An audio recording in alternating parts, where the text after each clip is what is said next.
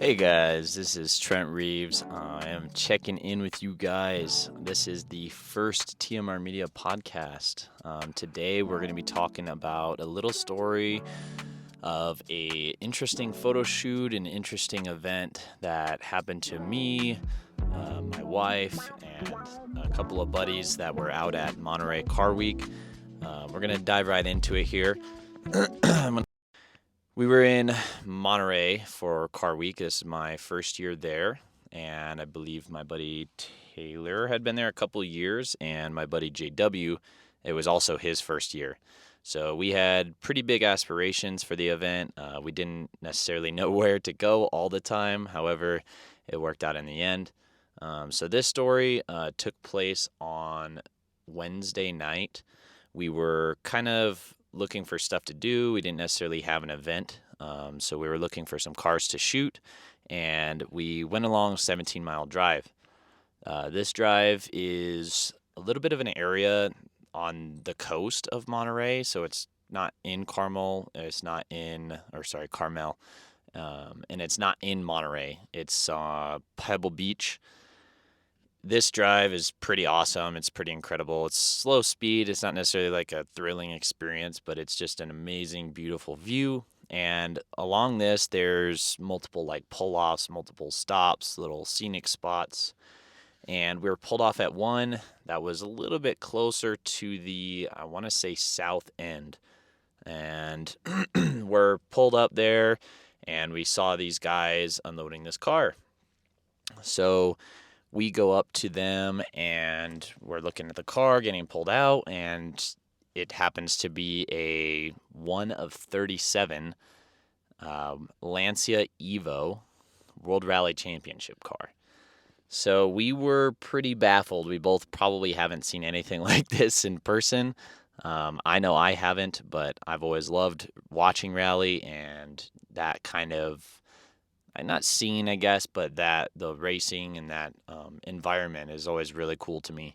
So to see one of these cars in person, it really, it just set me back, and I was like, wow, this is incredible. And they pull it out, and they're sitting there. They have a Mazda SUV next to it, and they're struggling to get it to start. It didn't have the battery in it, so they go and put the battery that they had for it in it. They finally get the battery in there, and next thing you know, it still wasn't starting. It was still having issues. So they, I started talking to one of the gentlemen. These folks were from Italy, so there's a little bit of a language barrier for sure. One didn't speak English pretty much at all, and then the other one, he was pretty fluent, but not necessarily perfect.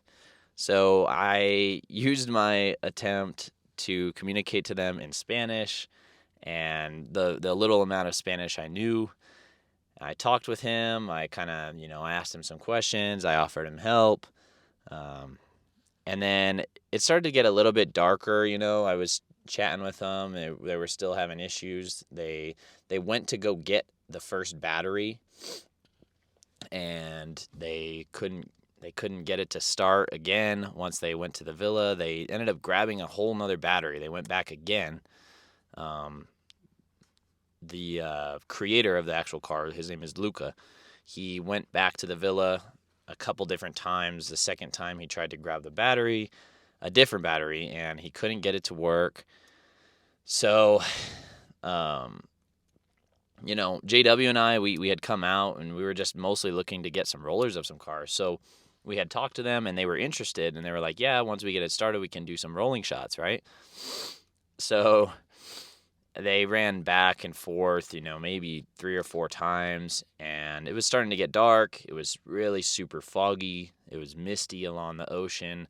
So it had gotten to a point where, most people were leaving, all the other photographers and people that were interested in the car.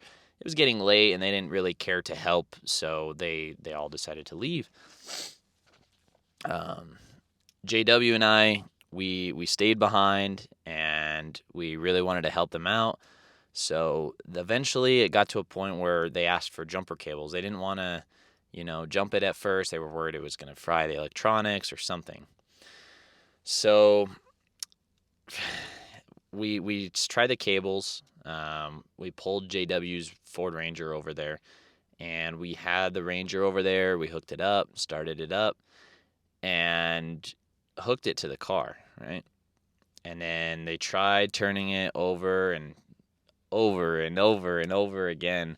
We couldn't get it to start. It really was struggling. It like almost got there. It was so close to like priming the fuel pump and getting started, and we couldn't get anything to happen. So our next solution, or well, Luca asked us if we could tow the car somehow. Yeah, I mean, neither of us knew where to go from this. We're like, probably not. We don't have a tow hitch or anything like that. So, um, we kind of used our ingenuity, and they asked me if I had anything particular for towing, and I did have one thing. But this one thing was not designed to tow a car. So, what I did was I went to the back of my Subaru and I found the like strap and hooks that I use for to hook me into the car when I'm doing rolling shots. So we go in there and we grab it, and it was pretty much pitch black out at this time, and there was so much mist and fog from the ocean that I could barely see. I wear glasses, so I was like getting it all over my glasses. I couldn't even see. So we hooked the strap up to the car and then the Ranger, and we all this is it's a little like mesh, essentially like I guess Kevlar mesh strap, and we are praying that this thing doesn't break. So we finally get it to like hook up to the car, and we line it up, we get it to where we're going, and we get it taut so that it wouldn't snap the strap or anything. And believe it or not, it held. So now we're off. We're finally going. We're going down the road. This is like a windy road through the trees, trying to get these guys to their villa. And while towing, their electronic e-brake had actuated. And so this caused more problems for us because that means their car stopped. So we couldn't just tow it like that. It would just lock up and then drag it essentially. So they had to then figure out another way to put the other battery back in it because it had caused it to like reset the system. And finally got it started up again. And right after this, we weren't very far. So we got them back to the villa safely. And we only had one close call. Right at the end, my wife was leading in front of JW, who was towing, and Luca was riding with her. So Luca had told her to stop, and she kind of stopped, forgetting that, that the car was towed behind us. So he managed to hit the brakes in the Lancia before he like to go forward from here.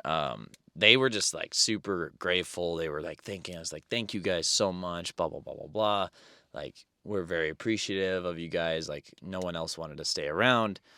So they offered us to come to a shoot.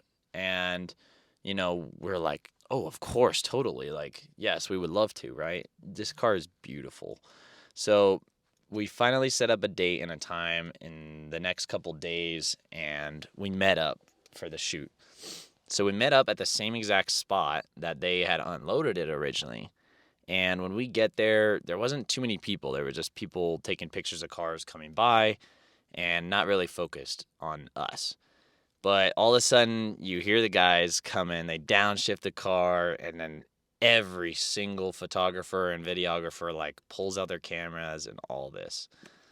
So this was kind of a bit of a problem because, of course, when you're trying to do a photo shoot, you don't want, 20 other people kind of like crowding the scene and making it impossible to shoot. So we had Luca and we had the other gentleman help us out and kind of back them up, and it went great, and we got some amazing shots. JW was working with a 105 mil, so he had a little bit more struggles than I did because I was kind of rocking a wider lens. I just really wanted to show off the background and also like the ocean. So we were going for a little bit of a different style for sure. We wanted to hit 1 second location before it got completely dark, and we got that ocean spot at the sunset. It was amazing.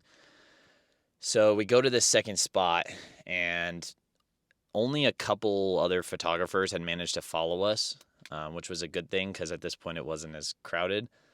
But I started setting up my camera and my lights because my wife had convinced me, like, hey, do a night composite. It would be really awesome.